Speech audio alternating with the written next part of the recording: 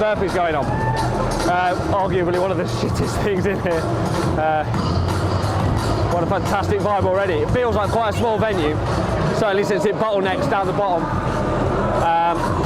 The spectating's interesting because you can come down the lengths of most of the exercises, but you can't get very close to the rowers, which is over there.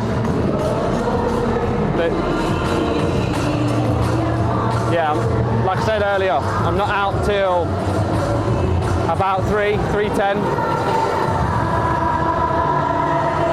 So the anxiety starts sort of now. Got ages to wait. So the anticipation is, normally I like to get it done early, but maybe I'll do better in the afternoon, who knows. Let's go have a look at the guys doing the burpees. So today I am here again with James, but we're not doing doubles. We are going off in the same wave, which adds a little bit of pressure and comfort at the same time. Obviously we're starting with each other, we're on the start line together, that sort of solo anxiety's gone, but there's a separate pressure to perform. If he goes off, starts to pull ahead, I'm going to feel compelled to try and keep up, and vice versa. If I start to go ahead, he might want to try and keep up. But it is what it is. I don't really mind on the day. Just give it everything you've got and walk away with your head held high. That's the best thing you can hope for in an event like this. Now, each of the venues has its own unique set of challenges. Now, the run around the edge has to be 1 kilometre, and that means positioning the in and out arches, sort of these things, in the correct positions, and they don't always line up in the best possible spots. But 1 kilometre has to be 1 kilometre, right? More often than not, the last lap has to be a little bit extra, or the first lap has to be a little bit extra to get away from the start pen, because you don't want the start pen near either the start, well, the in or the out. In addition to that, then you've got to cram everything in, leave enough space in the rock zone for people to ingress and exit the positions, each of the exercise positions. But then you've got to allow enough space, like where I am now, little avenues where the spectators can come. And I think this is a bit weak in this particular venue because I can't get any closer than this to the rowers. Sort of they're over there, the other side of the rock zone. Now it's absolutely fantastic for the sleds and the burpees, and I think down the bottom there, I think that it's also quite good on the lunges. But yeah, for the rowers, not so much. So we're at the ski ergs now, and this was kind of one of my favourites on the doubles, because you can jump in and out, and you can just hand the handles over, and you can really go hard. I found that 250 metres at a time before you start to fatigue and the pace starts to drop off. As you can see, these guys are doing long, broad strokes. Use your body weight to bend in half. Really pull those handles down, use your knees, get up onto your toes at the top. These guys are digging deep. On the burpees, look, what's the appeal of Hyrox? So come do the exact same thing every single time. The only real difference is the arena, the layout. Why come back? Well, it's a hard question to answer. But the training discipline, the true hybridness of the training, it is a pure combination of strength and endurance together. It builds strong bodies, it builds lean bodies.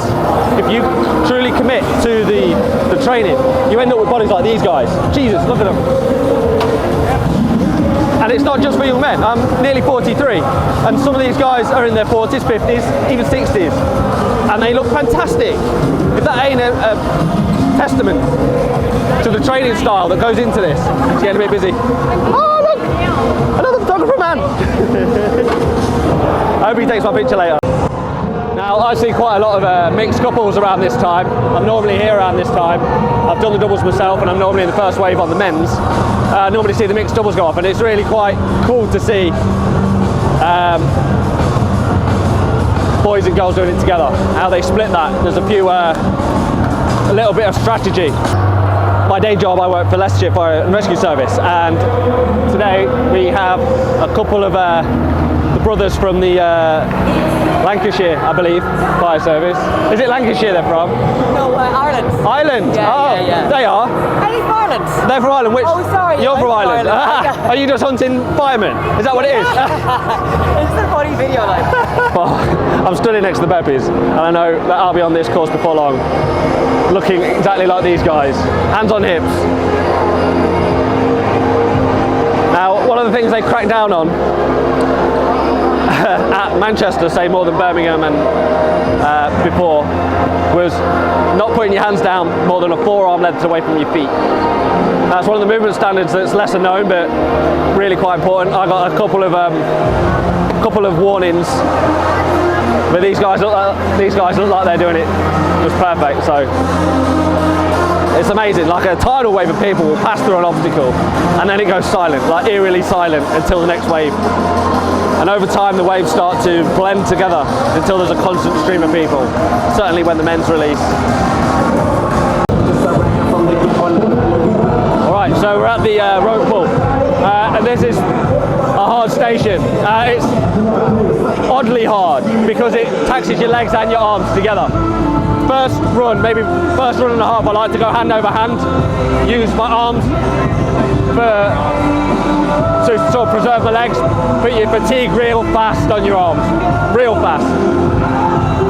So from hand over hand, I go to double hand pull, double hand pull. When that starts to get much, I walk it back. As you can see behind me, we've got two examples. This guy is doing hand over hand, and this guy is walking it back. Both equally valid techniques. As long as you get it done, it doesn't really matter how you do it. See, this guy is doing hand over hand. That shows that he's worked hard on his arm strength. Really hard. But you can be quite fast with it. A lot of these boys, because they're doing doubles, they've got that extra power, that extra strength, that they can just pull it hard for one length each. Times two, obviously. Behind me, we've got the farmer's walk. Now, that's one of my favourites. Basically because it's over and done within like 2 minutes, and if you're lucky, sub 2 minutes. You can sort of run the first half maybe, and then fast walk the rest. Obviously the more you can run the better, but then the more compromised you'll be when you come out the other side. The longer it takes, the more you grip fatigue, so it's in your best interest to get through it as fast as you can. You don't want to be putting the weights down if you can avoid it. If you have to, but if you can avoid it. Got more guys coming in on the rope pull. These guys are working super hard today. It's great to watch doubles. It's just that little bit more dynamic, that little bit more powerful. Yeah, it's great to soak up some of this atmosphere before I actually go out myself. I love seeing the guys that run. Look at these guys. If you can do it, it's the best way, because you cover the most distance in the most time without impacting your grip. Oh, just the worst. They're my nemesis, and I know they're a nemesis for a lot of people. That knee's got to touch the ground, and it feels like an awful long way. Looking at the arena as a spectator, it doesn't even look that far. You look at it thinking, oh, that doesn't look too bad. But when you're in there, when you're actually in there, it feels like you're on a runway, like where airplanes take off from. It's that long, like a motorway. If you look down the length of it, if you imagine doing that one knee at a time, times two. If you can walk it out like these buggers here, Jesus, and then they swap out. Oh. The fastest way to do these are 1 lunge, 2 lunge, 3 lunge, just like you're walking. But you fatigue real quick, real quick. So I'm gonna go with the two-step. So you bring your feet together, then lunge. Bring your feet together, then lunge. I'm going to do that until the halfway point and evaluate. If I can keep a steady rhythm during that, then that's good. What I want to avoid the most is stopping outright altogether, gassed. It's easily done. at this stage in the game, at this stage in the exercise, it's very easy to just run out of everything, just to run out of energy, run out of your lactic acid is just smashing your thighs, which is what it hits probably the most, your sort of quads. You just feel it, knowing that right after this you've got to go do 100 wall balls. It's in the back of your head. Actually, when you come out of this, you're a little bit relieved knowing that it's only wall balls left.